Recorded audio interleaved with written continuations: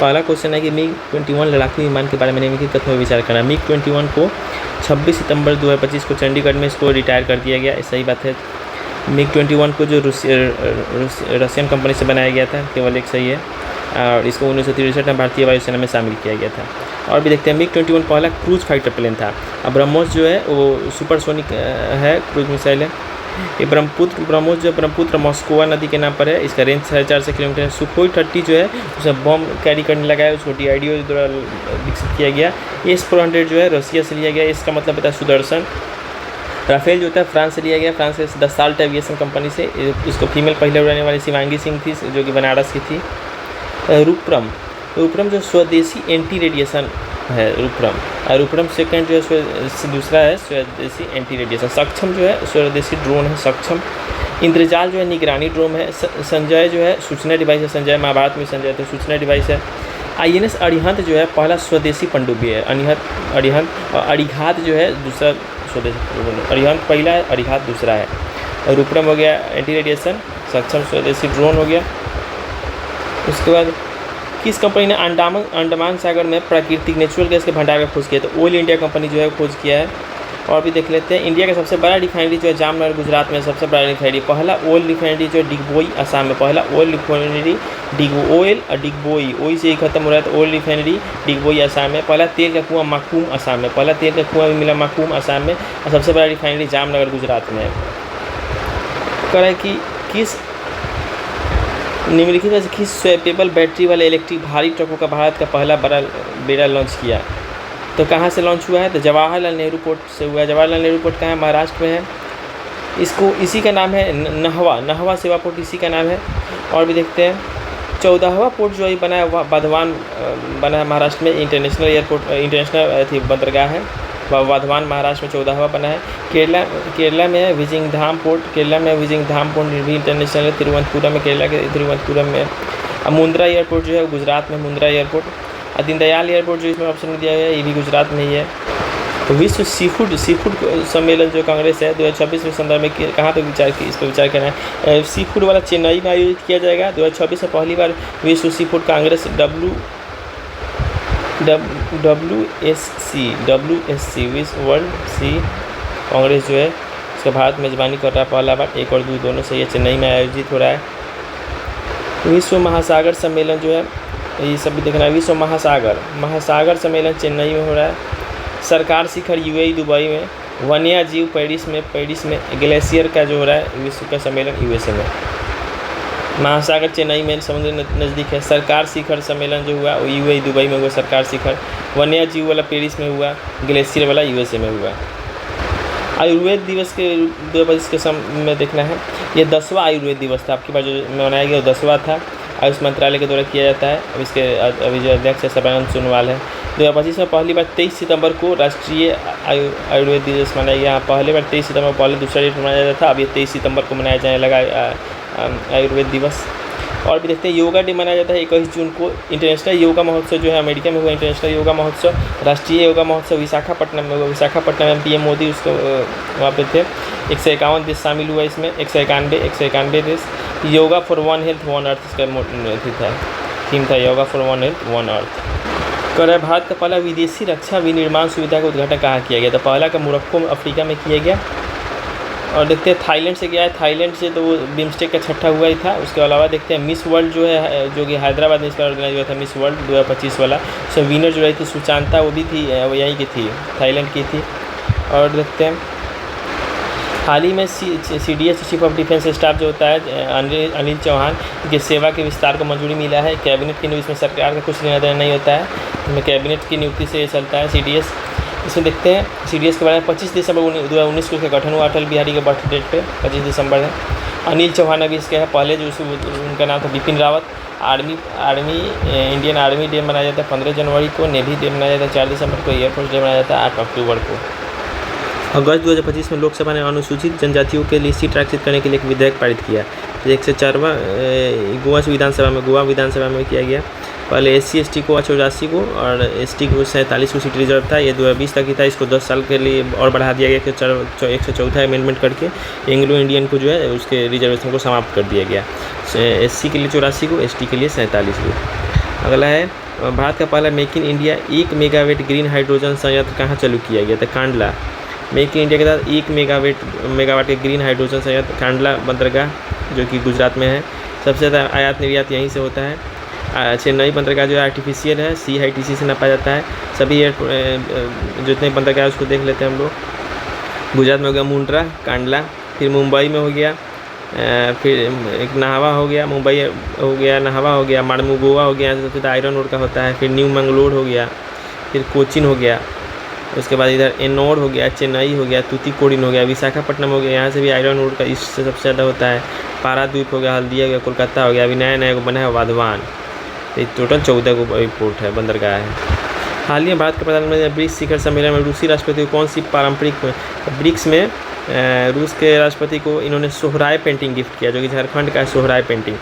Pattachitra painting Orissa का है, Madhubani painting तो बिहार का है, वारली पेंटिंग महाराष्ट्र का है, सोहराय झारखंड का हो गया, चिकनकारी लखनऊ का है। ब्रिक्स में का जो स्थापना की थी उनका नाम था जीन ओली था। जीन ओली 2024 में रसिया में हुआ था, 2025 में जो है ब्राज़ील में हुआ है। आयुष्मान भारत योजना जो है ABPMJY लागू करने के लिए कौन सी संस्था जिम्मेदार है?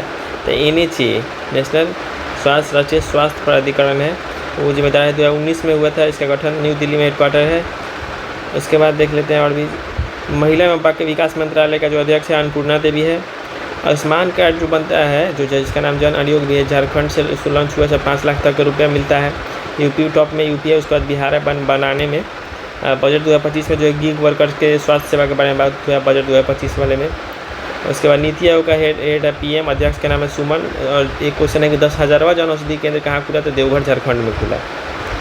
कौन सा शहर रेलवे नेटवर्क से जुड़ने वाला पूर्वोत्तर क्षेत्र का चौथा राजधानी शहर बन गया है? चौथा आइजोल बन गया है। आइजोल मिजोरम में सबसे पहले आसाम जुड़ा, आसाम के बाद मणिपुर, फिर अरुणाचल प्रदेश, तब मिजोरम। आसाम, मणिपुर, अरुणाचल प्रदेश, तब जाके मिजोरम जुड़ा है। और भारत कौन सा जिला अपनी संपूर्ण बिजली मांग को सौर ऊर्जा से सोलर एनर्जी से पहला जिला बन गया है? तो दीव जो है पहला जिला बन गया जो कि सोलर एनर्जी से पूरा करता है। सूरत जो है स्वच्छ हवा के लिए टॉप पे है। दीव पूरा जिला बन गया सोलर एनर्जी से अपना इलेक्ट्रिसिटी को पूरा करने वाला। रामेश्वरम द्वीप और मुख्य भूमि भारत के बीच एक नए पंबन ब्रिज बना है, वर्टिकल ब्रिज है। जैसे कि यहाँ पे इंडिया हो गया, यहाँ पे छोटा सा रामेश्वरम होता है, ये 2 किलोमीटर का दूरी है। यहाँ पे श्रीलंका है, यहाँ से यहाँ टोटल 48 किलोमीटर का दूरी है, मतलब 50 किलोमीटर है, इसके बीच का 48 किलोमीटर है। तो यहाँ पे राम सेतु है। तो राम सेतु जो है वो रामेश्वरम को तिलाई मनार से जोड़ता है। तिलाई मनार यहाँ पे एक जगह है, तिलाई मनार से जोड़ता है राम सेतु। और यही जो वर्टिकल ब्रिज बना है वो यहाँ से तमिलनाडु से रामेश्वरम वाले जो आइलैंड है उसके लिए है, ये बना है। और माधव नेशनल पार्क जिसे मार्च 2025 में टाइगर रिजर्व घोषित किया गया। ये मध्य प्रदेश के किस जिले में स्थित है? मध्य प्रदेश के शिवपुरी जिले में स्थित है। इसके बाद टाइगर रिजर्व और देख लेते हैं इससे जुड़ी। इंदौर जो है सबसे क्लीनेस्ट सिटी है, वाटर प्लस योजना यहीं पे लाया गया था। ग्वालियर में तानसेन महोत्सव हुआ था। टाइगर स्टेट जो है MP को भी बोला जाता है, टाइगर मैन बोला जाता है। कैलाश सांगला को टाइगर मैन बोला जाता है। टाइगर रिजर्व 56वां टाइगर गुरुधासी छत्तीसगढ़ में, गुरुधासी हो गया 56वां छत्तीसगढ़ में। 57 हो गया रातापानी मध्य प्रदेश में। 58वां माधव हो गया मध्य प्रदेश में। 59वां हो गया देवरपुर उड़ीसा में। 59वां हो गया देवरपुर उड़ीसा में। रॉयल बंगाल टाइगर कहाँ पाया जाता है? बक्सा national park, Sundarban national park में पाया जाता है। हिम तेंदुआ कहाँ पाया जाता है? हेमिस नेशनल पार्क में पाया जाता है। एशियाई शेर कहाँ पाया जाता है? गिर नेशनल पार्क में पाया जाता है। अब सेबी के अध्यक्ष इसको चुना गया है तो तुहित कांता पांडे को सेबी जो मुंबई में है, स्टॉक एक्सचेंज है, इसको तुहित कांता पांडे इसका अध्यक्ष चुना है। नेक्स्ट क्वेश्चन बताएं, डोनाल्ड ट्रंप 20 जनवरी 2025 को USA का 47वां राष्ट्रपति के रूप में शपथ लिया। तो सही है, राष्ट्रपति 47वां बना, लेकिन जो उपराष्ट्रपति बने थे उसे JD वांस 47वां नहीं थे, वो 50वां थे, तो केवल एक सही होगा। और US में जो डोनाल्ड ट्रंप है रिपब्लिक पार्टी से, ये इजराइल ईरान बार में सीज़फायर की घोषणा कर दिए हैं अभी। कौन सा राज्य मध्य प्रदेश के साथ मिलकर भारत का पहला अंतर्राज्यीय चीता संरक्षण गलियारा बनाने जा रहा है? राजस्थान। मध्य प्रदेश राजस्थान मिलकर राज्य की चीता संरक्षण बनाएगा। उड़ीसा में 3 योजनाएं देख लेते हैं, छाता परियोजना, समुद्र योजना और पूरी रथ यात्रा। यहाँ से छाता परियोजना, सुभद्रा योजना और पूरी रथ यात्रा उड़ीसा से ही निकलता है। महाराष्ट्र में देखते हैं महाराष्ट्र भूषण अवार्ड किसको मिला है? तो ये मिला है रामसूतन को मिला है, ये स्टैचू ऑफ यूनिटी बनाए थे। देखते हैं कौन सा राज्य केंद्र शासित प्रदेश अंतर्राष्ट्रीय योग ध्यान महोत्सव 2025 का मेजबान है? योग एवं ध्यान दिवस तो ये लद्दाख है। उत्तराखंड में जो है हर्बल कॉरिडोर बना है। पहले से 4 धाम है, हिम तेंदु प्रोजेक्ट सब तो है ही। हर्बल कॉरिडोर भी उत्तराखंड में बना है। 22 जनवरी 2025 को किस सरकारी योजना की 10वीं वर्षगांठ मनाई गई? तो बेटी बचाओ बेटी पढ़ाओ को 22 जनवरी को 2025 को 10वीं वर्षगांठ मनाया गया। 2015 में पानीपत हरियाणा से शुरू हुआ था। उसके बाद देखते हैं स्वच्छता भारत अभियान राजघाट नई दिल्ली से शुरू हुआ था। प्रधानमंत्री धन धन योजना धन के मामले में सबसे बड़ा योजना प्रधानमंत्री जन धन योजना है। 7 मई 2025 को आयोजित राष्ट्रव्यापी नागरिक सुरक्षा मॉक ड्रिल को कोड नाम क्या था? मॉक ड्रिल जो हुआ था उसका कोड नाम था ऑपरेशन अभ्यास। हाल ही में किस संस्थान ने डिजिटल भुगतान सूचकांक जारी किया? डिजिटल भुगतान सूचकांक जारी किया है, RBI जारी किया है। हाल ही में केंद्रीय बजट में घोषित उस योजना का नाम क्या है जिसका उद्देश्य 100 क्षेत्रों के किसानों को सहायता प्रदान करना? प्रधानमंत्री धन धान्य कृषि योजना। 100 क्षेत्रों के किसान को मदद पहुंचाना है। 1.7 करोड़ का किसान को मदद पहुंचेगा। 2024 में लाया गया था, 2025 से फिर से रीलॉन्च किया गया है। किसान के बारे में और देख लेते हैं। मृदा स्वास्थ्य कार्ड 2015 में लाया गया। मृदा सूरत राजस्थान में मृदा स्वास्थ्य कार्ड सूरत राजस्थान में 2015 में लाया गया। राष्ट्रीय कृषि बाजार 2019 में लाया गया। PM कुसुम योजना 2021 में लाया गया। फसल बीमा योजना 2019 में लाया गया। इसमें रबी फसल के लिए 1.5%, खरीफ के लिए 2.5% और बागवानी के लिए 5% का मतलब मुआवजा का प्रावधान किया गया। भारत नेट परियोजना का क्या मुख्य उद्देश्य है? तो प्रत्येक ग्राम पंचायत को काफ़ी किफ़ायती मतलब कम दाम में हाई स्पीड इंटरनेट उपलब्ध कराना। भारतीय अंतरिक्ष अनुसंधान संगठन इसरो ने GSLV F-15 का उपयोग करके NVS 02 उपग्रह को किस स्थान से प्रक्षेपित किया? GSLV F-15 का उपयोग करके NVS 02 का भेजा है। GSLV F-15 का उपयोग करके सतीश धवन श्रीहरिकोटा से भेजा। ये जो इसका 100वां सेटेलाइट था GSLV F-15 के द्वारा जो NVS 02 को भेजा गया। भारत एवं चीन के बीच सीमा निर्धारण करने वाली मैकमोहन रेखा निम्न से किस प्रदेश की उत्तर सीमा पर खींची गई है? तो अरुणाचल प्रदेश। मैकमोहन लाइन जो है जैसे ऐसे मैप हो गया, तो इंडिया और पाकिस्तान के बीच में रेड क्लिफ है। पाकिस्तान और अफगानिस्तान के बीच में डूरंड है। इधर से इसे क्या कहते हैं, बांग्लादेश से भी रेड क्लिफ है। और इस इधर से मैकमोहन लाइन है चाइना से। इधर जो इंडिया का इससे वाला मैप बनता है तो यहाँ पे LOC बनता है और इधर जाके LAC बनता है। नेक्स्ट क्वेश्चन है कि कौन सा है जो अंडमान और निकोबार द्वीप को अलग करता है? तो 10 डिग्री चैनल है, इसमें देख लेते हैं। सबसे ज़्यादा north Andaman, middle Andaman, south Andaman और लिटिल अंडमान। नॉर्थ के बाद मिडिल, फिर साउथ के बाद लिटिल। तो उसके बाद आता है कार निकोबार, मध्य निकोबार और ग्रेट निकोबार। तो यहीं पे निकोबार, लिटिल अंडमान और कार निकोबार को अलग करता है 10 डिग्री चैनल। और साउथ अंडमान और लिटिल अंडमान को अलग करता है डंकन पास। ये दोनों याद रखने वाला है। साउथ अंडमान लिटिल अंडमान को डंकन पास और लिटिल अंडमान और कार निकोबार को 10 डिग्री चैनल। और ग्रेट निकोबार पे ये इंदिरा पॉइंट या पिगमोलियन पॉइंट जिसको कहा जाता है। वह देखते हैं। नेक्स्ट क्वेश्चन था कि डंकन पास किसको अलग करता है? तो वही साउथ अंडमान और लिटिल अंडमान को। भारत के जो जियोग्राफिकल पॉइंट है उसमें से कौन सा सही नहीं है, गलत है? कारण पूर्व में है कौन है? गुहार मोती गुजरात में सबसे ईस्टर्न, तो गुजरात तो वेस्ट में है, ये गलत हो गया। दक्षिणतम इंदिरा पॉइंट ही तो सही है। सबसे नॉर्थ में हो गया इंदिरा कोल जम्मू कश्मीर में, ये भी सही है। मुख्य भूमि का सबसे दक्षिणतम बिंदु केप कमोडिन है, कन्याकुमारी मतलब मेनलैंड का है केप कमोडिन, कन्याकुमारी, ये भी सही है। नेक्स्ट क्वेश्चन है कि भारत की उत्तर से दक्षिण यानी उत्तर से दक्षिण की वास्तविक दूरी और पूर्व से पश्चिम वास्तविक दूरी में दोनों में कितना का अंतर है? 281 किलोमीटर का अंतर है। उत्तर से दक्षिण की दूरी 32 से 14 किलोमीटर और पूर्व से पश्चिम का 2930। 3214 और 2930 डिस्टेंस है। कह रहा है भूमध्य रेखा क्या होता है? जैसे कि ऐसे इंडिया का मैप हुआ था, नीचे इक्वेटर पड़ता है। इक्वेटर को भूमध्य रेखा कहता है। ये ट्रॉपिक ऑफ कैंसर तो इंडिया से पास करता ही है, तो यहाँ 0 डिग्री होता है। तो यहाँ से जो मेन लैंड का जो डिस्टेंस है वो कितना दूरी है? 876 किलोमीटर। इक्वेटर से जो डिस्टेंस है वो 876 किलोमीटर है। जैसे कौन से कथन जो है गलत है?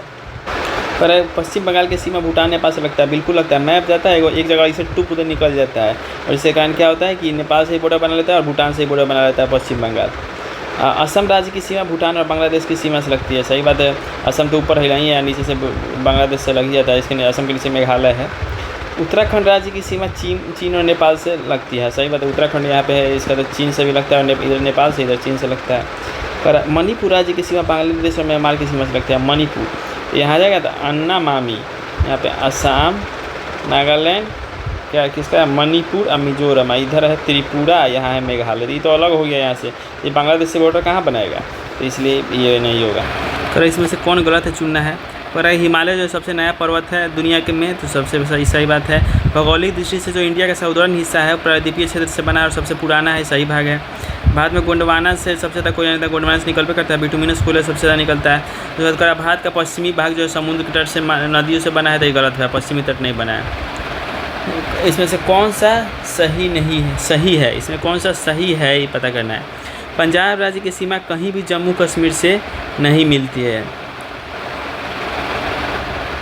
जो सही वही है कि उत्तर प्रदेश की सीमा जो 8 राज्यों से लगता है, उत्तर प्रदेश की सीमा जो 8 राज्य से लगता है।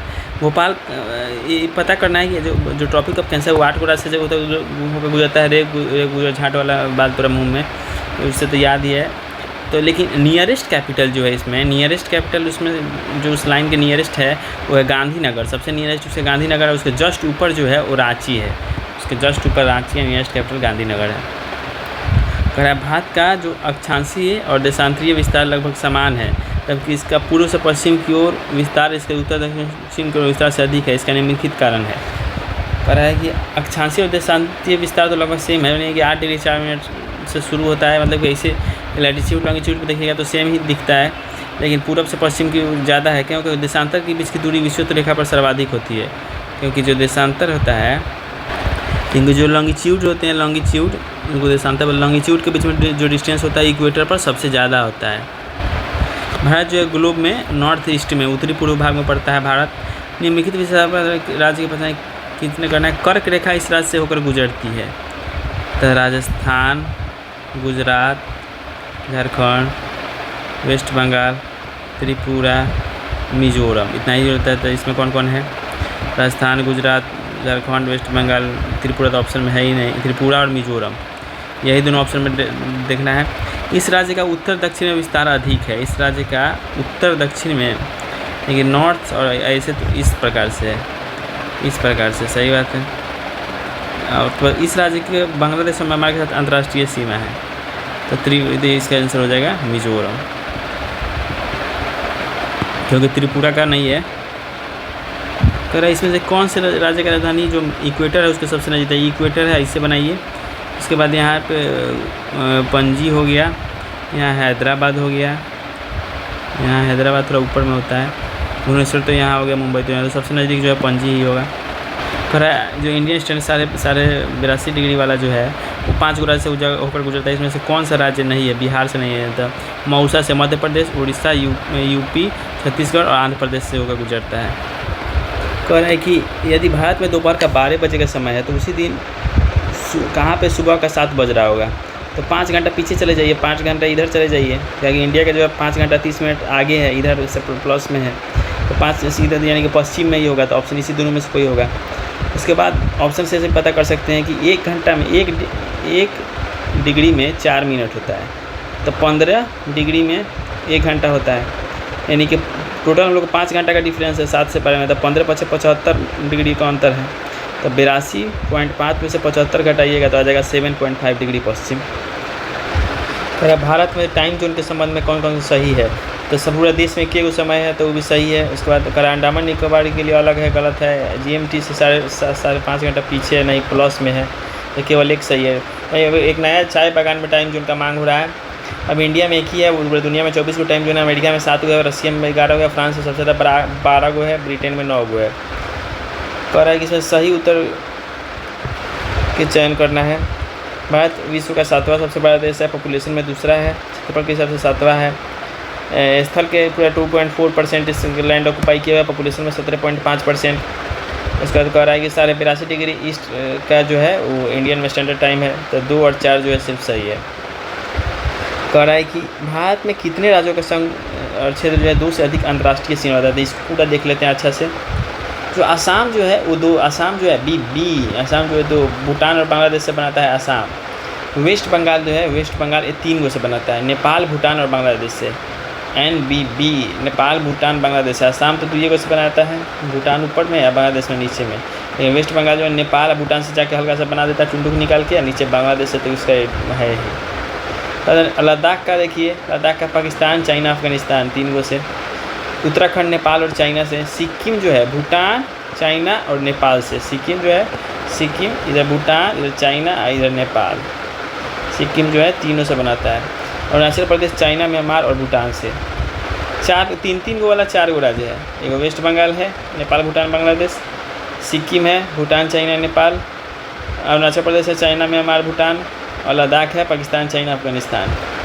और दो गो वाला 2 गो है, असम जो है भूटान बांग्लादेश से, उत्तराखंड जो है वो नेपाल और चाइना से।